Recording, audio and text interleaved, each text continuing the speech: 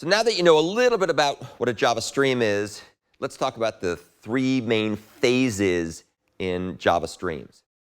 And we'll see that they are the split, apply, and combine phases. We've talked about split, apply, and combine earlier when we gave an overview of parallel processing, because that's a very, very common way of doing parallel processing. And not surprisingly, streams, in particular parallel streams, apply this particular paradigm quite nicely. So let's talk about this. There are typically three phases. Sequential streams have these three phases, but they don't work in quite the same way as they do for parallel streams. But you can think about it this way conceptually, because it all kind of hangs together once you understand these three phases. Phase number one, where it all starts, where it all begins, is the split phase. And this starts out with some source of data. For example, we could have a Java array. We might have a stream of, and then we would have Horatio, Laertes, Hamlet, Gertrude, Claudius, all the other Shakespeare, Hamlet characters, and so on. So that's an array, and that would be how we would create. That's one way to make an array or some collection of things into a stream using the of operation. Another way to do things is to start with a collection. So here we've got a list of characters from Hamlet. So we've got Horatio, Laertes, Hamlet, and so on. And we used the list of factory method to make ourselves this characters list. And then we can say characters, which is the list, dot stream. So that's another common way to make a stream. And we'll talk later about what splitting means, but we got to get the data somehow to be a stream. So we start with a collection, and we turn it into a stream. And there's other things you can do as well. You can also have generator functions or some kind of input channel, so on and so forth. We're not going to talk about those, but those are other ways to get stuff into a stream. So once you've got the source of data, and we'll talk later about what splitting means. Splitting in parallel stream means breaking it up into chunks and then turning it into a stream that can be processed in parallel. Once you've done that, the next phase is the apply phase. And this is going to involve processing these data elements through this pipeline of operations. And these operations are called intermediate operations. We'll see that there's the general concept of aggregate operations, which work on an aggregate, work on a stream, and those are subdivided into intermediate operations and terminal operations. The part where the apply phase takes place are the intermediate operations. And examples of these intermediate operations are things like filter, map, sorted, and so on. And each of these operations maps the input that they get into an output. So you take an input stream that was created during the split phase by a factory method, and then that is passed off to an intermediate operation, and the intermediate operation does something to it. It either transforms it in some way, like by changing its values or changing its type or sorting it or whatnot, and or it filters it in some way by removing things that are not interesting for later phases in the pipeline. So you can see here what we're doing is we take our stream of Hamlet characters, and we're only going to allow the Hamlet characters whose first letter is either an uppercase or lowercase h to proceed. That's a filter intermediate operation.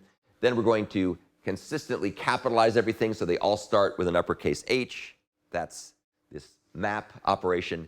And then we're going to sort them so they end up being sorted. Whatever's left over will be sorted in alphabetical order from lower to higher.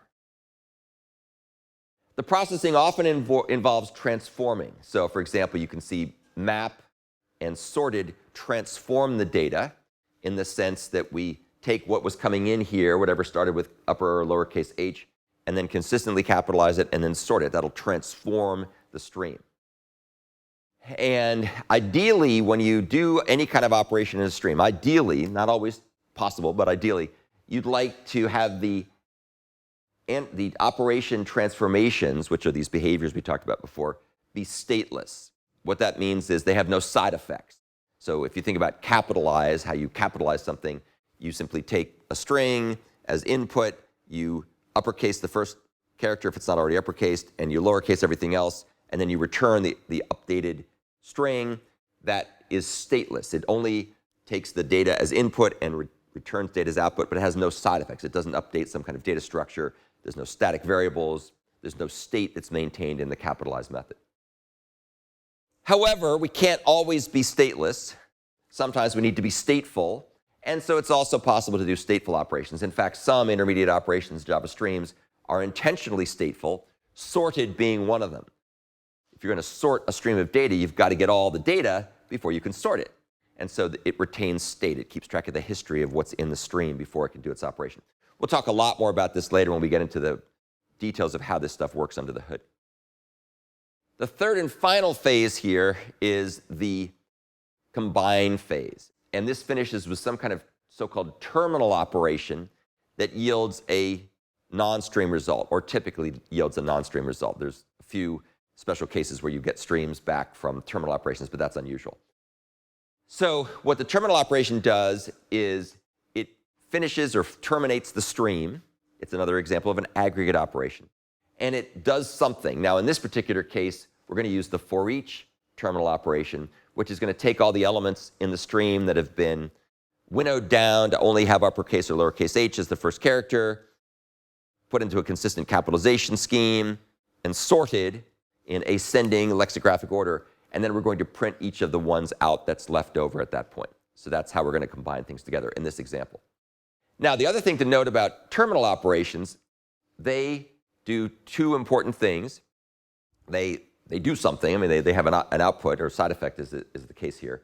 But even perhaps more interestingly, they trigger the processing of all the other intermediate operations and, in fact, get data from the source. They trigger the source of the data as well. If you don't have a terminal operation, nothing will happen. Your stream will do nothing. And that's by design. And again, when we look at the implementation details of how this works under the hood, you'll see more reasons to understand why it works that way. So what happens, just in a nutshell, is when the stream runs at runtime, when the stream is encountered at runtime, it builds an internal data structure.